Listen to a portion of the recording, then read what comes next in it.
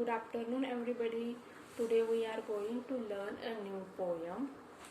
The name of our poem is Please Listen. This poem is written by unknown poet. विद्यार्थ्यांनो, या पोयममध्ये आपल्याला एक young मुलगा आहे, तरुण मुलगा आहे. तो आपल्या मनातील वेदना, दुःख व्यक्त करत आहे या पोयमच्या माध्यमातून. ही पोयम लिहिण्यात आलेली आहे एका अनोळखी किंवा अननोन पोएटकडून. आता या पोयममध्ये आपल्याला वेगवेगळ्या गोष्टी शिकायला मिळणार आहेत. या पोयममधील जो मुलगा आहे त्याची एकच व्यथा आहे की कोणी फक्त माझं म्हणणं ऐकून घ्या. तो त्याच्या पॅरेंट्सला, फ्रेंड्सला रिक्वेस्ट करत आहे. वारंवार तो एकच गोष्ट सांगत आहे, प्लीज लिसन, प्लीज लिसन. फक्त माझं म्हणणं ऐका. मला कोणीही कुठल्याही प्रकारचे सल्ले देऊ नका.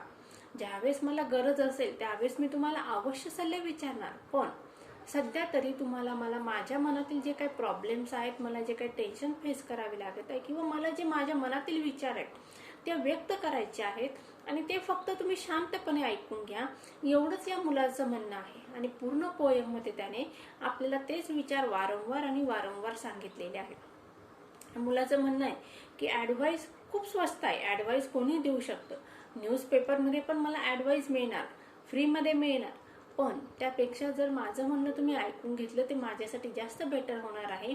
मी तुम्हाला एक चान्स देईन, ते संधी देणार आहे. माझं बोलून झालं की त्यावेळेस तुम्ही मला अवश्य तुमचा सल्ला द्या, असं या मुलाचं म्हणणं आहे. चला तर मग आपल्याला पोयम शिकायची. सगळ्यांनी पटकन पुस्तक ओपन करा. आपण वॉर्मिंग अप, वर्कशॉप सगळंच एकत्र घेऊया. आता आपण पोयमकडे वळूया. Please listen. पोयमचं टायटल काय आहे? Please listen. Poet of this poem is unknown.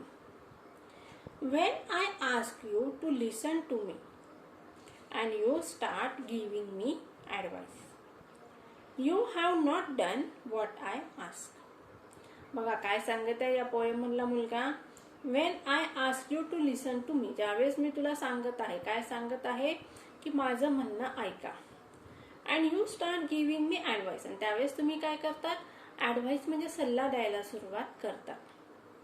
You have not done what I ask. मग या ठिकाणी हा मुलगा काय सांगत आहे? तुम्ही ऐकलं नाही, मी काय सांगितलं ते तुम्ही ऐकलं नाही. बघा काय सांगत आहे या प्रेझेंट पोएम मधला मुलगा काय सांगत आहे? When I ask you to listen to me, the boy is requesting us. I tell you. He tells or talks with his parents or his friends. He says that, he requests that I tell you to listen to me, but you did not listen me. And what you are doing? You are giving me advice. You have not done when I ask. And what I tell you or what I ask? Only to listen me. But instead of listening to me, you are giving me advice. This is the meaning of the first stanza. Now second stanza. When I ask you to listen to me and you begin to tell me why I should not feel that way, you are trampling on my feelings. When I ask you to listen to me, the boy again says that, when I tell you, he requests his parents, when I tell you to listen to me, but you begin to tell me why, and you ask me, why should we listen to you? His parents said that, why should he or she listen to him? Why? I shouldn't feel that way. And the boy says that, this is not the proper way and I feel very hurt. Because you are trampling on my feelings, because you are not listen to me and you are avoiding or disturbing me. Trampling means to walk firmly. You are walking on my feelings. Here, walking on my feelings means not physically walking, but you are disturbing me. You are not caring my feelings. बघा second स्टॅन्झा मध्ये काय सांगितलेलं आहे? Second स्टॅन्झा मध्ये सांगितलेलं आहे बघा, when I ask you to listen to me. हा मुलगा काय सांगत आहे? ज्यावेळेस मी तुम्हाला सांगतो की माझं म्हणणं ऐका, you begin to tell me why. तुम्ही सुरुवात करतात. काय सुरुवात करता? आम्ही तुझं म्हणणं का ऐकायचं. परत हा मुलगा काय म्हणत आहे? I shouldn't feel that way. आणि मला असं वाटलं नव्हतं की तुम्ही असं करणार. ज्यावेळेस मी तुम्हाला सांगणार की माझं म्हणणं ऐका, त्यावेळेस तुम्ही ऐकणार आणि मला असं नाही विचारणार की आम्ही तुझं म्हणणं का ऐकून घ्यायचं.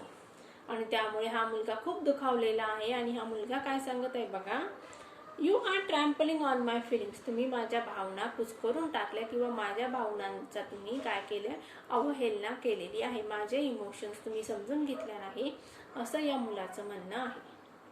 आले लक्षात बघा. In the first stanza the boy is talking to his parents or his friend. What he says that I ask you to listen to me. The boy is requesting to his parents or his friend. What he says, only listen to me. But the boy again says that you are without listening to me, or instead of listening to me, you are giving me advice.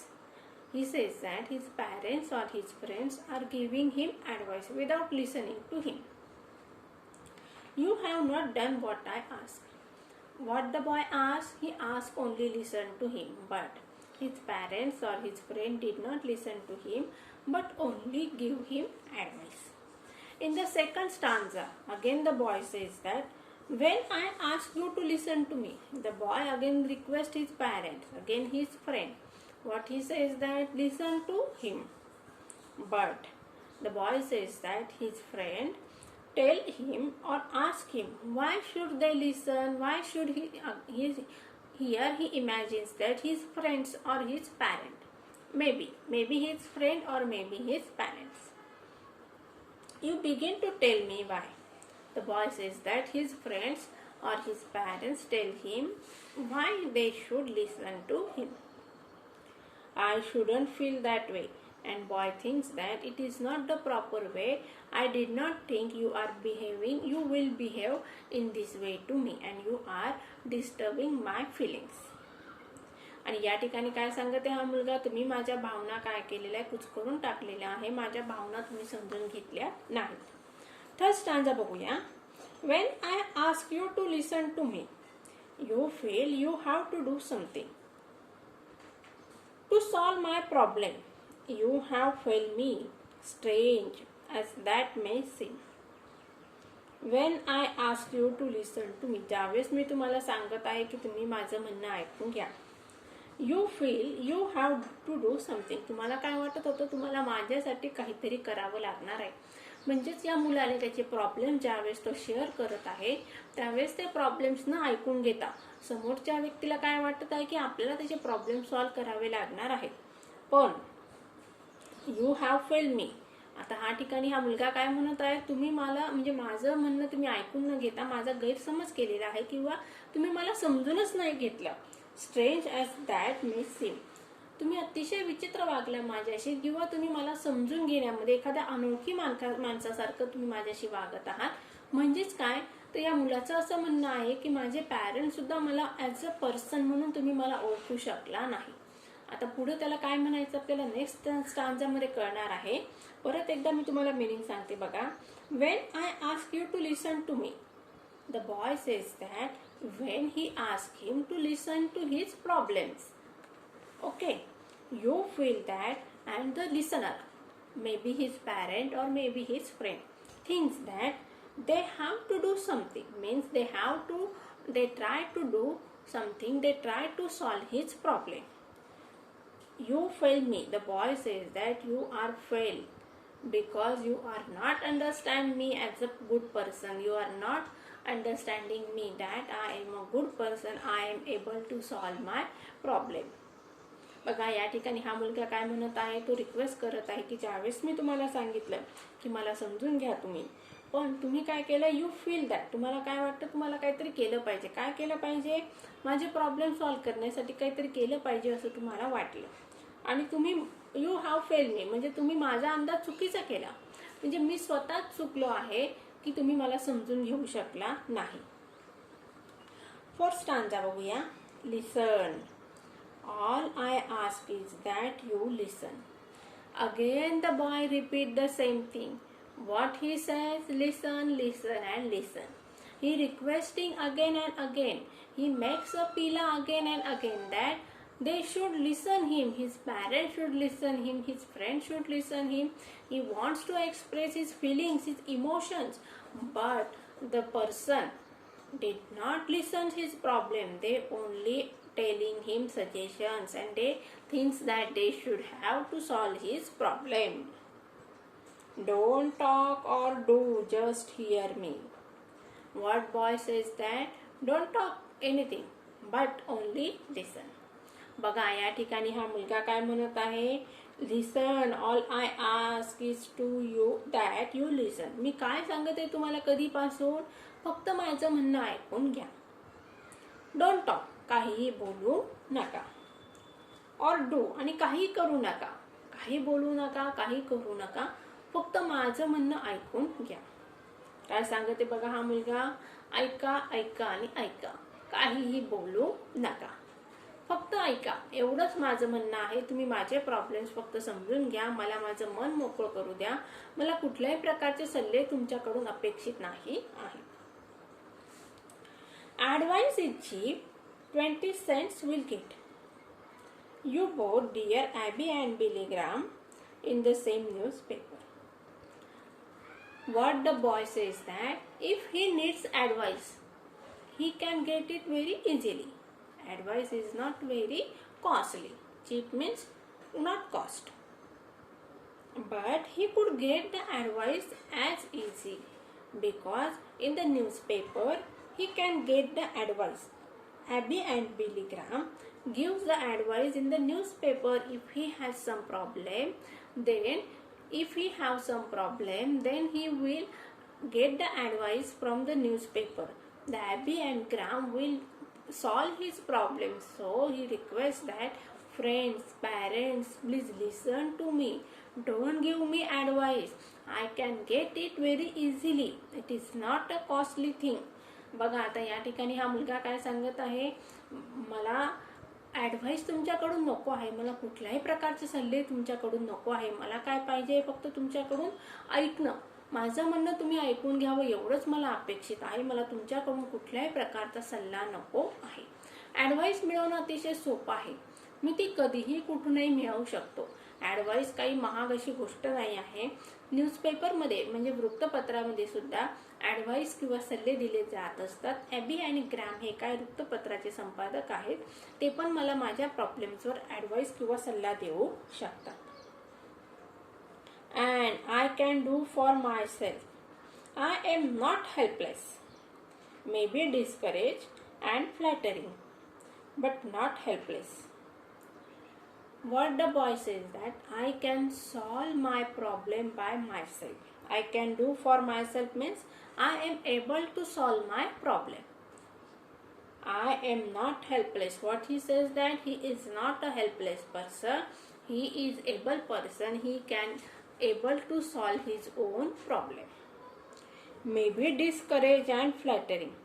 Here what he says that for some time he is a discouraged person. He has not a confidence.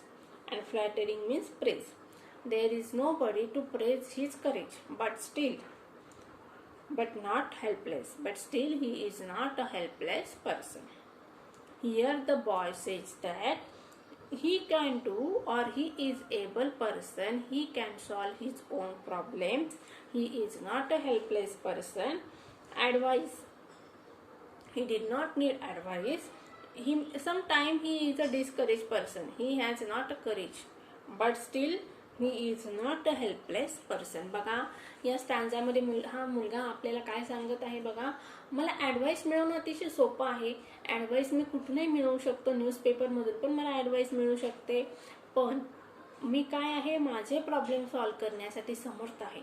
मी माझे problem स्वतः solve करू शकतो. माझे ज्या समस्या आहेत त्या स्वतः मी सोडवू शकतो. मी एक अतिशय हेल्पलेस अशी व्यक्ती नाही आहे. निराधार अशी व्यक्ती नाही आहे. मी माझे प्रॉब्लेम सोडवू शकतो. फक्त माझ्याकडे काय सध्या हिंमत नाही आहे. मी खचलेला आहे, मनाने मी खचलेलो आहे, माझी कोणी स्तुती करत नाहीये, मला कोणी प्रोत्साहन देत नाही. स्तुती करत नाही म्हणजे काय, मला कोणी प्रोत्साहन देत नाही या ठिकाणी, पण तरी मी माझे प्रॉब्लेम सॉल्व्ह करू शकतो.